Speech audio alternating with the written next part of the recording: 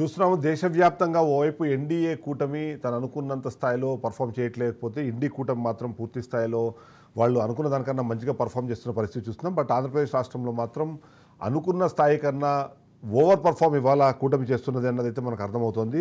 దాన్ని బట్టి చూస్తే మాత్రం ఖచ్చితంగా ఏం జరగబోతోంది, ఏమి ఉన్నది అన్న విషయంపైన అయితే మనము ఒకసారి విశ్లేషించే ప్రయత్నం చేద్దాం. బండారు సంధానం గారు మనతో పాటు లైవ్లోకి వచ్చారు. ఒకసారి బండారు గారు. నమస్కారం, చెప్పండి. బండారు రామ్మోహన్ గారు సారీ ఓవరాల్గా చూస్తే అంటే ఎలా చూస్తున్నారు మీరు? దేశవ్యాప్తంగా చూసినప్పుడు ఎన్డీఏ 370 అన్నారు, 380 అన్నారు, 400 కూడా టచ్ అవుతుంది అనుకున్నారు. కానీ బట్ ఇవాళ 300 మార్కు దగ్గరనే అటు ఇటుగా కదులుతున్న పరిస్థితి మనం చూస్తున్నాం. సో దాన్ని ఎలా విశ్లేషిస్తారు? నేనైతే మొదటి నుంచి అంచనా వేసిన ప్రకారం అయితే అబ్కా బార్ 400 అనేది అబద్ధము కాదు అని చెప్పాను. ఎందుకంటే ఎప్పుడైతే సాచురేటెడ్ పాయింట్ అంటే శిఖరాగ్రానికి చేరుకున్న తర్వాత కింద పడ్డమే ఉంటుంది, అంతకన్నా మీరికి ఉండదని ఎప్పుడు చెప్తున్నాను. ఇక్కడ ఉత్తర భారతదేశంలో కొన్ని రాష్ట్రాల్లో అయితే పూర్తిగా సీట్లు, ఉదాహరణకు ఢిల్లీలో 7-7, హర్యానాలో 10-10, రాజస్థాన్లో ఇట్లా చూసుకుంటే ఉన్న సీట్లన్నీ వీళ్ళే గెలుచుకున్నారు. గతంలో 5 రాష్ట్రాల్లో పూర్తి స్థాయి సీట్లు బీజేపీ గెలుచుకుంది. ఆ తర్వాత ఏముంటది, అంతకన్నా సీట్లు పెరిగావు కదా, ఉన్న సీట్లలో పంచుకోవాలి. కనుక ఇండియా కూటమికి కొంత బలం పెరిగింది కనుక బీజేపీ వర్సెస్ కాంగ్రెస్ ఉన్న చోట కాంగ్రెస్ బలం పెరిగింది, అంటే డైరెక్ట్ ఫైట్ ఉన్న చోట కనుక కాంగ్రెస్ కు లాభం అయ్యే అవకాశం ఉంది కనుక అక్కడ సీట్లు కోల్పోతాయని మొదటి చెప్తున్నాను.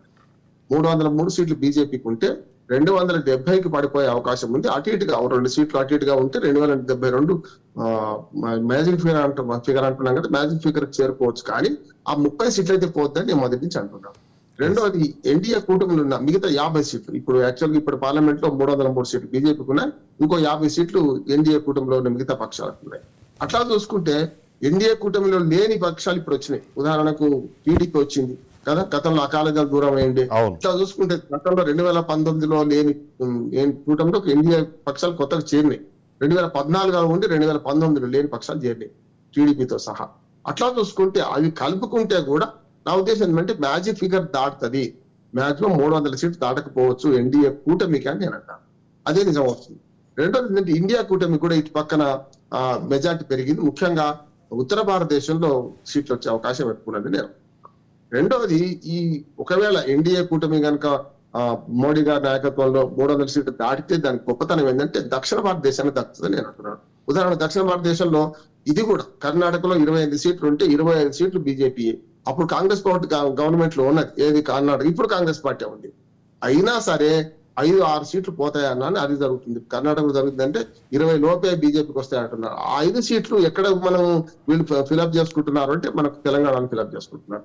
తెలంగాణలో 4, 8 కావచ్చు, 9 కావచ్చు, అంటే డబుల్ డిజిట్ రాదనుకుంటున్నాను. అట్లాగే కొత్తగా ఖాతా ఓపెన్ చేసే రాష్ట్రంగా బీజేపీకి మనకు ఆంధ్రప్రదేశ్ తోడవుతుంది. ఓట్ల షేర్ పెరిగినా కూడా సీట్లు రాకుండా ఉన్నవి అయితే కేరళ, తమిళనాడు. కనుక ఎట్టి పరిస్థితులలో ఎన్డీఏ కూటమి అధికారంలోకి వచ్చే అవకాశం ఉన్నది 199%. కాకపోతే మెజార్టీ 353 గతంలో ఉన్న ఎన్డీఏ కూటమి 300కు అటు ఇటుగా పడిపోయే అవకాశం ఉందని నేను అనుకుంటున్నాను. రైట్. అయితే తెలంగాణకు సంబంధించి చూస్తే మాత్రం అందరూ ఎక్స్పెక్ట్ చేసినట్టుగా కాంగ్రెస్ అండ్ బీజేపీ ఇక్కడ పోటాపోటీగా ఉంటాయి. బీఆర్ఎస్ ఇక్కడ బోనీ చేయడం కూడా కష్టం అన్నది వినిపించింది. ఎంఐఎం అనేది ఎప్పుడు అది వాళ్ళ కంచుకోట కాబట్టి దాన్ని ఏమి ఇవాళ ఎవరు కదల్చలేకపోయినారు. ఆ విధంగా చూస్తే కూడా ఈసారి ఇప్పుడు లేటెస్ట్ అప్డేట్ ప్రకారం కాంగ్రెస్ పార్టీ 8 స్థానాల్లోనూ, బీజేపీ పార్టీ 8 స్థానాల్లోనూ ఇవాళ ఇప్పుడు ఆధిక్యంలో ఉన్న పరిస్థితి. సో తెలంగాణ ఆల్మోస్ట్ అందరూ ఎక్స్పెక్టెడే. ఖచ్చితంగా తెలంగాణ పెద్దగా తేడా, అందరూ ఎక్స్పెక్టెడే. 1 or 2 అంటే 1-2 స్థానాలకు పోటీ పడుతున్నాయి 2 పార్టీలే, బీజేపీ కాంగ్రెస్ 2 జాతీయ పార్టీలు పోటీ పడుతున్నాయని చెప్పింది.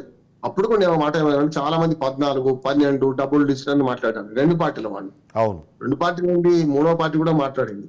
కాబట్టి తదాసు దేవతలు ఉంటారు అన్నట్టు ఒక టీవీ ఛానల్లో మనకు కేసీఆర్ గారు మాట్లాడుతూ బీజేపీని శాపనార్థాలు పెట్టారు. 1 or none అన్నాను. ఇప్పుడు ఆయనకు 1 or none పరిస్థితి వచ్చింది, ఇక్కడ ఇటు పక్కన వచ్చేసింది. అందుకనే 2 పార్టీల మధ్య, 2 జాతీయ పార్టీల మధ్యన నేను ఇప్పటికీ చెప్తున్నాను, ఎవరు డబుల్ డిజిట్ చేరరు. ఎవరు 8, 9, 9, 8, 8, 8 అంటే 16 మన లెక్క. ఎందుకంటే ఎంఐఎం కొట్టి ఎట్లా పోతుంది కనుక పోతుంది, మెజార్టీ తక్కువ అవుతుంది ఎంఐఎం కు. ఖచ్చితంగా చూసాం, ఒక రౌండ్ లో అయితే మాధవీలత గారే కొంత మెజార్టీతో ఉన్నారని మనకు వార్తలు వచ్చినాయి. ఏదైనా సరే అక్కడ ఆయన మన ఓవైసీ గెలుస్తారు. ఈ 16 చూసుకుంటే 8, 8, 9, 7 మొత్తం మీద ఈ రెండింటి మధ్యనే పోటీ ఉంటుందని నేను అనుకుంటున్నాను. బీజేపీ ఫస్టా కాంగ్రెస్ ఫస్ట్, అంతే తప్ప ఇంకోటి ఏం లేదు. తెలంగాణ ప్రజలు విజ్ఞుడు కనుక 2019 ఎన్నికల్లో బీజేపీకి 4, కాంగ్రెస్ 3 ఇచ్చారు. 2018 ఎన్నికల్లో ఈ పార్టీ అధికారంలో ఉండాలని టీఆర్ఎస్ కి అధికారం ఇచ్చారు. రెండోది ఏంటంటే ఇప్పుడు ఎట్లా కాంగ్రెస్ పార్టీ అధికారంలో ఉన్నది, సేఫ్ సైడ్, కాంగ్రెస్ అయితే మారదు. కానీ ఈసారి చిదంబరెడ్డి గారు కొత్తగా గమనించింది మీ అందరికి తెలుసు ఏంటంటే మనకు ఈ బీఆర్ఎస్ ఓట్లు చాలా వరకు బీజేపీకి పట్టిస్తాయి. అంటే బీజేపీ 4 నుంచి 8, 9 కావడానికి ప్రధానమైన కారణం ఏంటంటే బీఆర్ఎస్ ఓట్లు ఎట్లాగో మనం గెలవం కదా, కాంగ్రెస్ వేసినట్టు మన ఓట్లన్నీ కూడా ఏం చేయాలంటే ఇటు పక్కన వేసిందండి. బీఆర్ఎస్ లో మళ్ళీ 3 వర్గాలు కనపడతాయి. కొంచెం కమ్యూనిస్ట్ బేస్ వాళ్ళు ఉన్నారు, వాళ్ళు కాంగ్రెస్ పోయారు, ఖచ్చితంగా బీఆర్ఎస్ కి వేసుకుంటారు.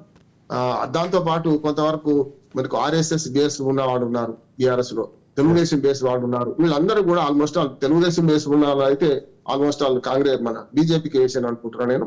అంటే కూటమి వైపు మొగ్గే పరిస్థితులలో బీజేపీకి ఈసారి కాంగ్రెస్ వ్యతిరేక ఓట్లు కూడా ఒక రకంగా కాంగ్రెస్ కార్యకర్తలుగా మొన్నటిదాకా తెలవని అన్న వాళ్ళు కూడా ఇవాళ కొంత రామ మందిరము, హిందూ ఇవన్నీ కలిపి కూడా కొన్ని కాంగ్రెస్ ఓట్లు కూడా చీలిపోయి బీజేపీకి పడ్డాయని నేను అనుకుంటున్నాను. బీజేపీ గెలుపు ఖచ్చితంగా బీఆర్ఎస్ ఓట్లు, కాంగ్రెస్ లో చిన్న వర్గం ఓట్లు కూడా పనికొస్తాయని. అయితే ఎంఐఎం అంటే గతంతో పోలిసి ఈసారి కొద్దిగా భయపడినట్టుగా అనిపించిందనో లేకపోతే కొద్దిగా ఆ అప్రోచ్లో కూడా కొద్దిగా డిఫరెన్స్ అయితే మనకు అర్థమైంది. మాధవీలత ఫ్యాక్టర్ పనిచేసింది అంటారు అక్కడ, అంటే స్పెసిఫిక్గా బీజేపీ దాన్ని చాలా కాన్సన్ట్రేట్ చేసింది. ఇప్పుడు కాకపోయినా కనీసం నెక్స్ట్ టైం దాన్ని హస్తగతం చేసుకోవాలంటే మాత్రం కొద్దిగా సీరియస్గా పనిచేయాల్సిన అవసరాన్ని గమనించినట్టుగా అర్థమవుతుంది. సో దాని మీద మీ కమెంట్ ఏంటి? అంటే ఓవైసీని చివరికి గుడి దాకా తీసుకొచ్చింది కదా, చూసినాం కదా మనం. అవును సరే, హనుమాన్ చాలీస్ దైవీండి అని ఫేక్ వీడియో వచ్చింది, అది ఎవరు నమ్మలేదు. కానీ మనం ప్రత్యక్షంగా చూసినాం కదా మొన్నటి ఎన్నికల్లో 80-20 ఫార్ములా పనిచేసింది అంటున్నాడు. ఎంఐఎం ఇప్పుడు కట్టర్ హిందూ, కట్టర్ ముస్లిం అంటున్నారు, కానీ ఎంఐఎం పార్టీ గతంలో కొంతవరకు సెక్యులర్ భావాలు కలిగి చేసింది కూడా. ఉదాహరణకు ప్రకాష్ రావు అని ఒక ఆయనను ఎంఐఎం తను మేయర్ గా గెలిపించుకున్నప్పుడు గతంలో హైదరాబాద్ మేయర్ గా ప్రకాష్ రావు గారు ఉండేవారు. ఎంఐఎం పార్టీ అధికారంలో ఉన్నారు, ఎంఐఎం పార్టీ లీడ్ చేసింది. వాళ్ళు హిందువును మేయర్ గా పెట్టారు. ఆ పరిస్థితి నుంచి పూర్తిగా 80-20 ఫార్ములా, మా ఓట్లు మాకే, మేము ఎవరికి వెయ్యమనే పరిస్థితి నుంచి వచ్చిన తర్వాత కూడా చూస్తుంటే ముస్లిం ఓట్లు కన్సాలిడేట్ అయితే అని ఖచ్చితంగా తెలుసు అందరికి కూడా. అంటే ఓవైసీకి వ్యతిరేకమైన ఓట్లు కూడా ముస్లింలను కనుక మనం వేసుకోవాలి అని ఎంబీటీ చాలా పోటీ ఇచ్చింది. గతంలో మీరు చూస్తే ఎంబీటీ అసెంబ్లీ ఎన్నికలు కూడా ఓవైసీని విమర్శించుకుంటూ చాలా పోటీ ఇచ్చేది.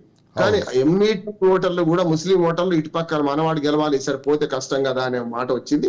ఈ మతపరంగా పోలరైజేషన్ పెద్ద ఎత్తున వచ్చింది. కానీ ముస్లిం ఓట్లు అంటే ఇప్పుడు మాధవీలతకు వచ్చిన ఓట్లన్నీ హిందువుల ఓట్లే అంటే లాభం లేదు. హిందువుల ఓట్లు అంటే 20% కూడా రావద్దు. కానీ గట్టి పోటీ ఇస్తున్నది, లక్షలాది మెజార్టీని తీసుకొచ్చి వేలల్లో పడేస్తున్నది అంటే ముస్లిం ఓట్లు కూడా బీజేపీ పడ్డాయని మనకు. అంటే ఓట్ల పోలరైజేషన్ లో విధానాలు బాగా ప్రభావితం చేసినాయి. ఓల్డ్ సీట్ ఇట్లాగే ఉండాలా, బీజేపీ వస్తే కొంతవరకు ఆధునికంగా తీర్చిదిద్దొచ్చు కదా అనే భావన ఓల్డ్ సిటీ ప్రజల్లో కూడా వచ్చిందని నేను అనుకుంటాను. ఓల్డ్ సిటీలో హిందూ జనాభా అంతా 20% దాటదు. అరిగోలి, శాలిబండ, చార్మినార్ వెనుక, యూనాని హాస్పిటల్ వెనుక అక్కడ తప్ప పెద్దగా జనాభా లేదు అక్కడ. కొన్ని 7 కాన్స్టిట్యూయెన్సీ చూసుకుంటే మిగతా వాటిలో ఉండొచ్చు. అట్లా అంటే కట్టర్ ఓల్డ్ సిటీ అంటే చార్మినార్ చుట్టుపక్కల చూసుకుంటే ఈ 10% కూడా ఉండరు అక్కడ మొత్తం హిందూ జనాభా. కనుక అట్లా చూసుకుంటే మనకు చిదంబరెడ్డి గారు ఓల్డ్ సిటీని పక్కన పెడితే మిగతా రాష్ట్రం అంతా కూడా కాంగ్రెస్ వర్సెస్ బీజేపీ సాగింది. 3వ పార్టీగా మిగిలిన బీఆర్ఎస్ అనేది సరస్వతి నది మనకు అంతర్వాహినికి ఎట్లా పోయిందో ఇక్కడ కూడా అక్కడ పోయి చేసేది ఏముంది. ఇంకొక ఫ్యాక్టరీ కూడా పనిచేసింది చిదంబరెడ్డి గారు. కేంద్రంలో బీజేపీ అధికారంలో గ్యారెంటీ వస్తుంది అన్నప్పుడు ఓట్ల షిఫ్ట్ కూడా అట్లే జరుగుతుంది. జరిగింది కూడా అట్లా. మన దగ్గర ఏమైందంటే బీజేపీ ఒక్కటి సీట్ అని ఎక్కువ వస్తుంది అనుకుంటే కారణం ఏంటంటే రేపు పొద్దున కేంద్రంలో బీజేపీ పార్టీ అధికారంలోకి వస్తుందని ఉన్నది కదా, దాన్ని మనం